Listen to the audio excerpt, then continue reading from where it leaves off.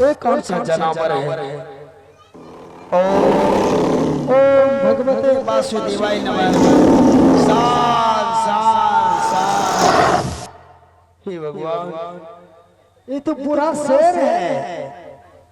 हे जंगल में रहने वाले बनसुगर, पता नहीं ट्रेन नहीं चल रहा है, कौन सा जानवर है? लगता है ये शेर है।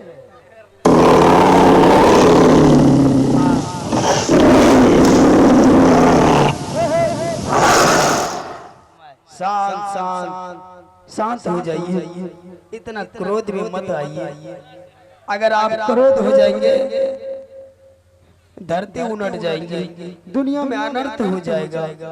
आप शांत हो जाइए बाबा। इस राजकुमार के पीछे पीछे हुए हैं, इस बच्चे ने आपको क्या बिगाड़ा है?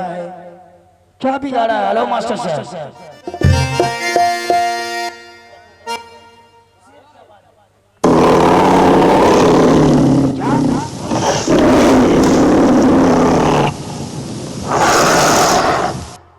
मैं क्या सुन रहा हूँ?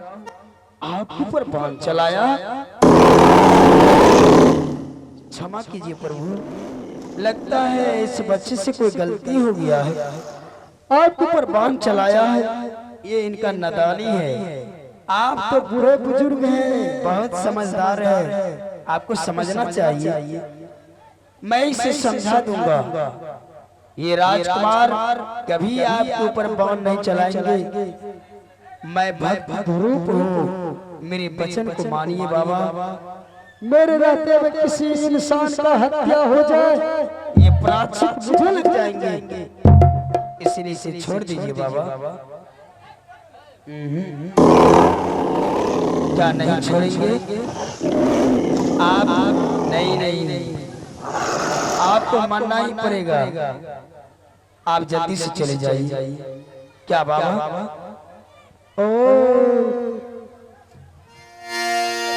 आप भजन सुनना चाहते हैं? क्या मैं एक भजन सुनाऊंगा तो राजकुमार को छोड़ देंगे? कैसी बातें करते हैं बाबा। मैं एक भजन किया, किसी का प्राण बचाने के लिए मैं संसार में हजारों भजन सुना सकता हूँ। रात दिन भगवान भक्ति का ही, उन्हीं की कृपा से मैं आप कुछ सुनाता हूँ। एक भजन सुनने के बाद राजकुमार को छोड़ देंगे और आप जंगल चले जाएंगे। हे भगवान, आज मैं अपनी आंखों से क्या देख रहा हूँ? देखिए हेलो, जंगल में रहने वाले जंगली जानवर है तो जानवर, पर भगवान के भक्ति से कितना प्रेम है। जब एक जंगली जानवर को भगवान की भक्ति से प्रेम हो सकता है, तो हम मानव क्यों नहीं हो सकता है? हे भगवान, मैं एक भजन सुना दूंगा, ये जंगल चले जाएंगे और राजकुमार का प्राण बचाएंगे। इसीलिए किसी ने सच ही कहा है।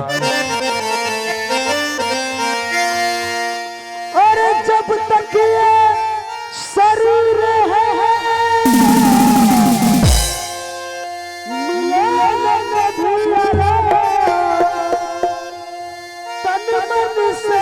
भक्त कर ले, अरे प्रभु का गुणगान।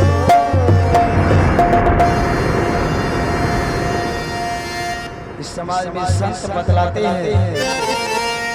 कि जब तक ये शरीर है मिले न कभी आराम, कभी तो फुर्सत में तन मन से भक्ति कर ले प्रभु का गुणगान। आइए मैं बाबा को भजन सुनेंगे, ये जंगल चले जाएंगे। आइए भजन को निर्गुण भजन। हेलो हेलो बारी बारी विधाता धुन बधाए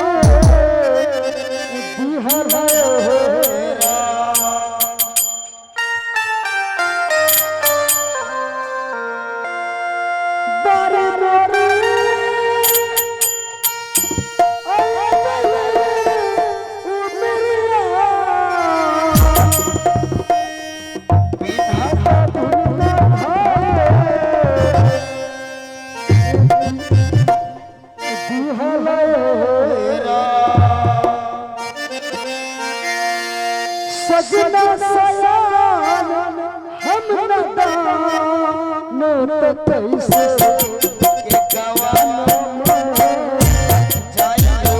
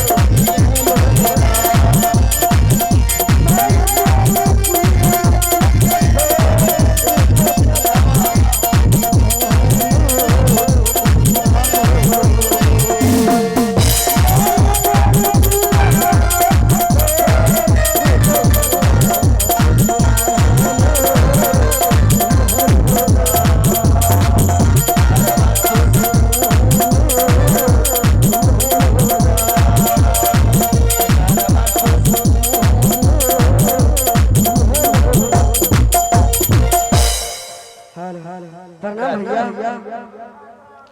खुश रहो राजकुमार जी। परंतु आप, हाँ भैया। आपका नाम क्या है? भैया मेरा नाम उत्तम कुमार है। ओ, कितना सुंदर नाम है उत्तम कुमार। आपका घर कहाँ है? मेरा घर उत्तमपुर शहर है। और आपके पिताश्री का नाम? मेरे पिताश्री का नाम राजा उत्तमपाद सिंह है। क्या? हाँ भैया। राजा उत्तमपाद सिंह? हाँ हाँ। हे राजकुमार जी, एक राजा महाराजा का पुत्र होकर आपको जंगल में शिकार खेलने के लिए नहीं आना चाहिए। हाँ भैया, इस जंगल में बड़े बड़े राजा महाराजा वीर योद्धा शिकार खेलने के लिए आते हैं। उनके आने का तो पैरों का निशान होते हैं, पर जंगल से लौट कर जाने का एक नादान बालक होकर जंगल में शिकार खेलने की साहस लगता है माता पिता से हट करके आई। हाँ भैया, मैं अपने माता पिता से हट कर आया। हर पुत्र और पुत्री का कर्तव्य होता है माता का दिया हुआ, पिता का दिया हुआ वचन का पालन करना चाहिए। वो पुत्र है जिन्होंने माता पिता का वचन का पालन नहीं किया, वो पुत्र नहीं, वो कपुत्र है।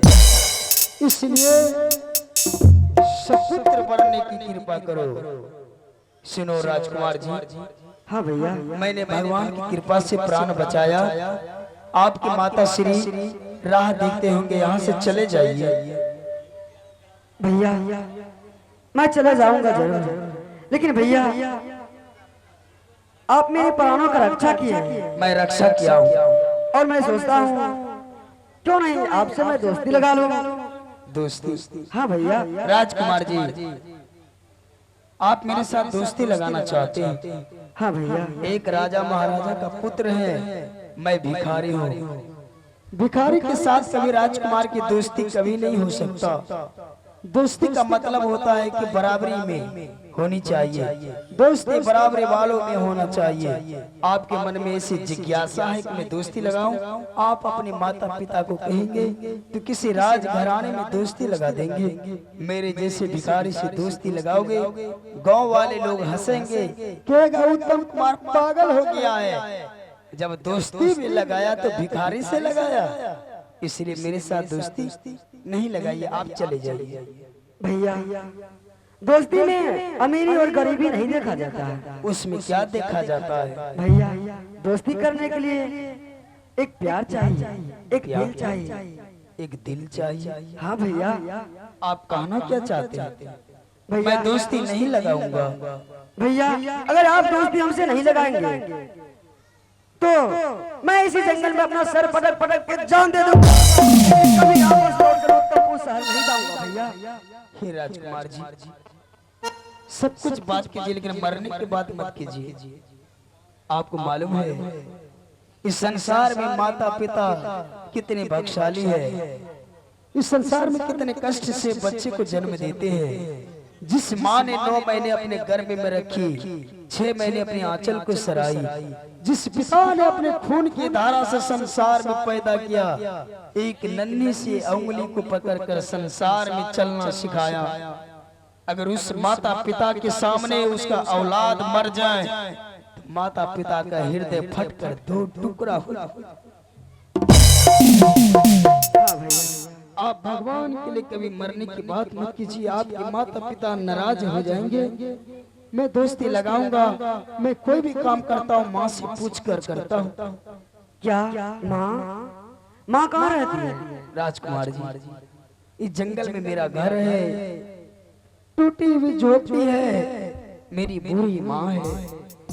मैं कोई भी काम करता हूँ अपनी माँ से आदेश लेकर, कहीं माँ ने आदेश दे दिया मैं दोस्ती अवश्य लगा लूंगा, वरना आपको घर वापस उत्तमपुर शहर जाना पड़ेगा।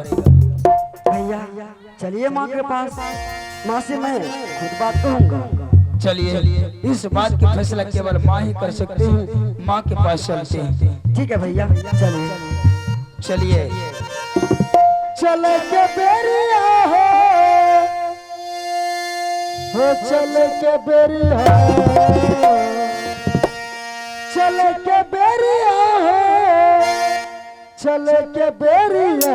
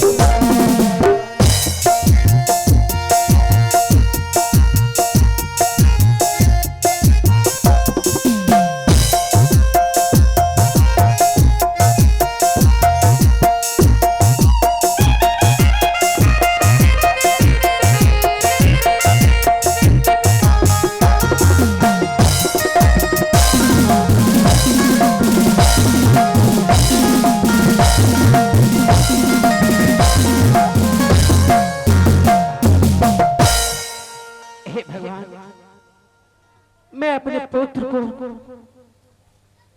अपने झोपड़ी में बैठा कर भिक्षा मांगने के लिए गई थी, लेकिन आज भी मेरा पुत्र अपने झोपड़ी में नहीं दिखाई दे रहे। ना जाने झोपड़ी छोड़कर बार बार कहाँ चले जाते, मुझे कुछ समझ में नहीं आ रहे। बेटा ध्रुव, अगर तुम झोपड़ी छोड़कर कहीं चले गए हो, अपने माँ के पास चले आओ मेरे लाल। हेलो हे या सारा रे देखियो रे बेटा रे,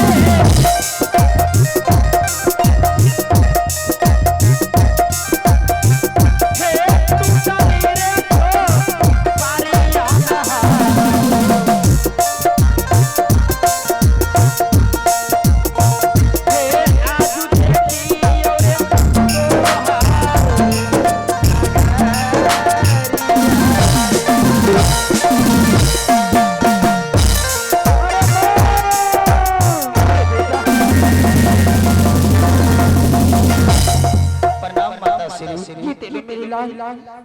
प्रणाम माँ। बेटा खुश रहो।